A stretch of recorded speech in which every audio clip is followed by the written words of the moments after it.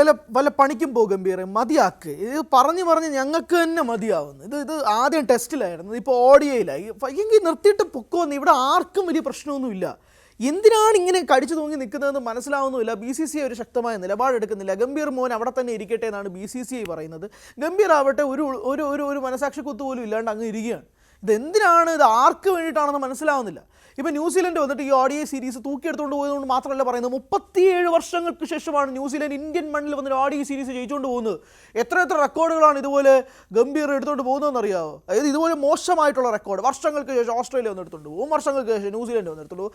ഇങ്ങനത്തെ റെക്കോർഡുകൾ മാത്രം സൃഷ്ടിക്കാൻ വേണ്ടിയിട്ടൊരു കോച്ചായിട്ട് ഗംഭീർ മാറിക്കൊണ്ടിരിക്കുകയാണ്. നിങ്ങൾ പ്ലെയേഴ്സിനെ കുറ്റം പറയും, എന്തുകൊണ്ട് കോച്ചിനെ കുറ്റം പറയും?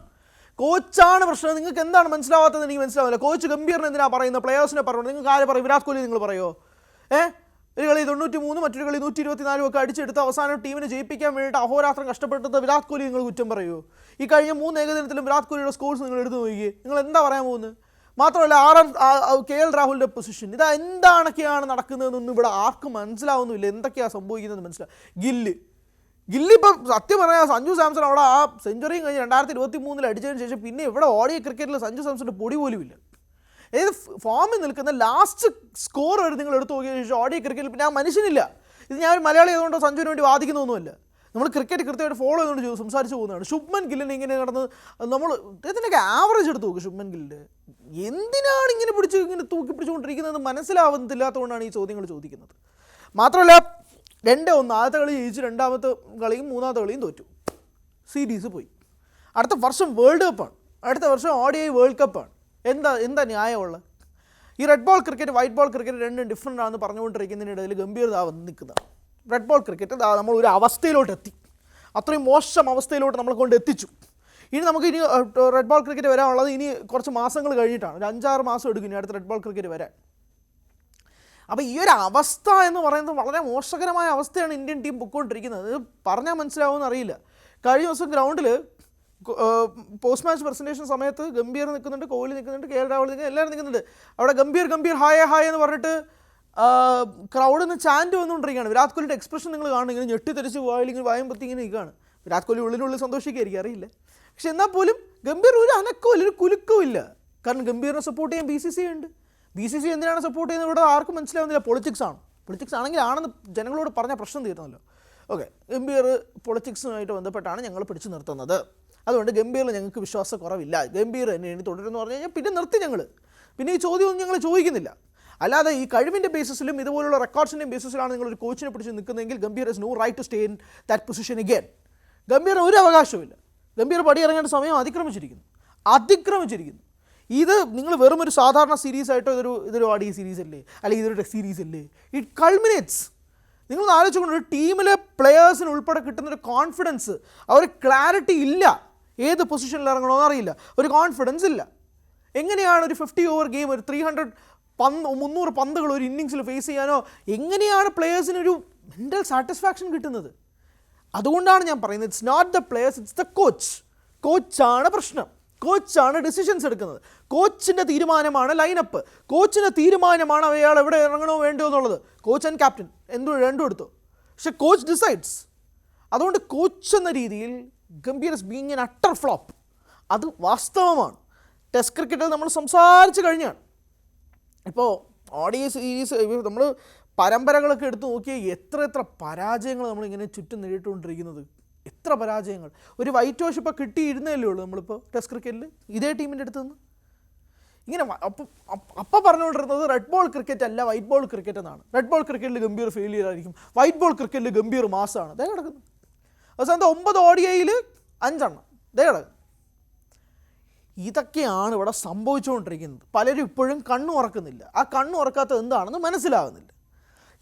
നമുക്കിവിടെയാണ് പ്രശ്നം വരുന്നത്. അതായത് നമ്മൾ ഏറ്റവും വലിയ ടീമാണ്, നമ്മൾ ഗംഭീരമായ ടീമാണ്, നമ്മൾ പാകിസ്ഥാനാവട്ടെ ബംഗ്ലാദേശ് ആവട്ടെ ഞങ്ങൾക്കെതിരെ മുട്ടാനൊന്നും പറ്റത്തില്ല, ICCയിൽ ഞങ്ങൾക്ക് പിടിപാടുണ്ട്, ബംഗ്ലാദേശ് ഞങ്ങൾക്കെതിരെ കളിച്ചാൽ ഞങ്ങൾക്ക് സ്വാഭാവികമായിട്ട് ഞങ്ങളുടെ നിലപാടുണ്ട്, ബംഗ്ലാദേശിന് ഞങ്ങൾക്കെതിരെ കളിക്കാൻ പറ്റില്ല എന്നൊക്കെ ഭയങ്കരമായി നമ്മൾ ഉൾപ്പെടെയുള്ളവർ ആർജവത്തോടെ സംസാരിക്കുന്നുണ്ട്.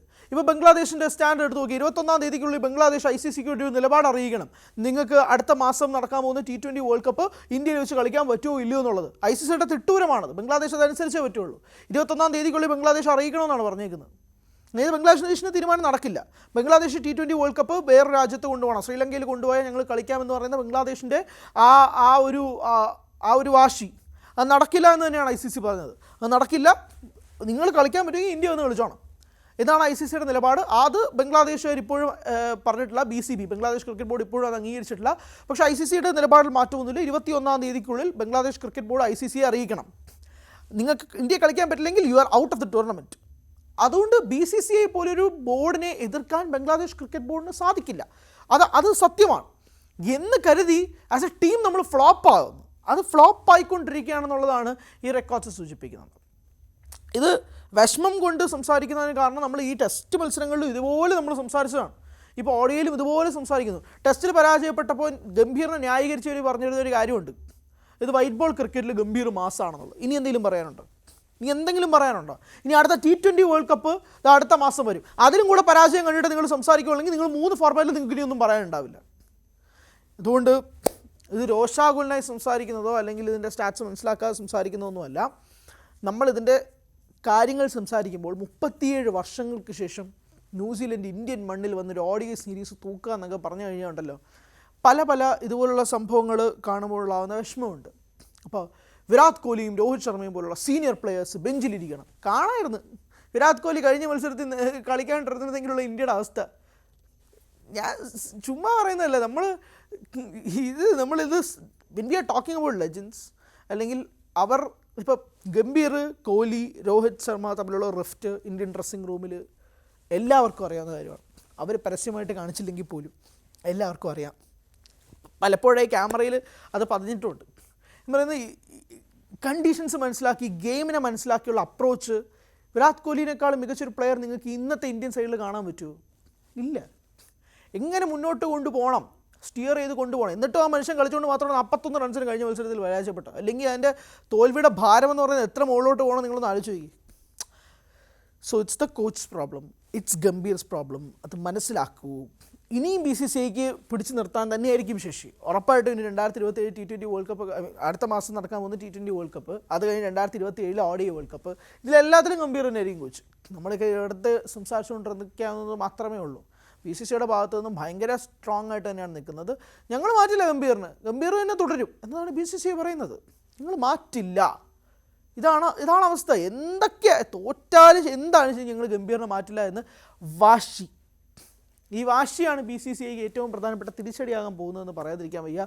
എന്തായാലും തോൽവി ഇങ്ങനൊരു ഇന്ത്യൻ ടീം ഇങ്ങനെ തോൽവിയോട് തോൽവി തുടർച്ചയായിട്ട് ഇങ്ങനെ കണ്ടുകൊണ്ടിരിക്കുന്ന ഇന്ത്യൻ ആരാധകർക്ക് ഭയങ്കര നിരാശയായതുകൊണ്ട് തന്നെയാണ് സ്റ്റാൻസിൽ നിന്ന് ഗംഭീറിനെതിരെ കൂകി വിളികൾ തന്നെ ഉണ്ടായത്.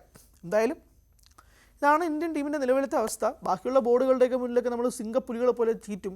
പക്ഷേ സ്വന്തം ടീമിൽ നടക്കുന്ന ഇതുപോലുള്ള അഭിപ്രായ വ്യത്യാസങ്ങൾ, ഇതുപോലുള്ള പതനങ്ങൾ കാണാൻ എന്നാണ് ഇനി കണ്ണു തുറക്കുന്നത്. കൂടുതൽ വാർത്തകൾക്ക് News 18 Keralam YouTube channel subscribe ചെയ്യുക.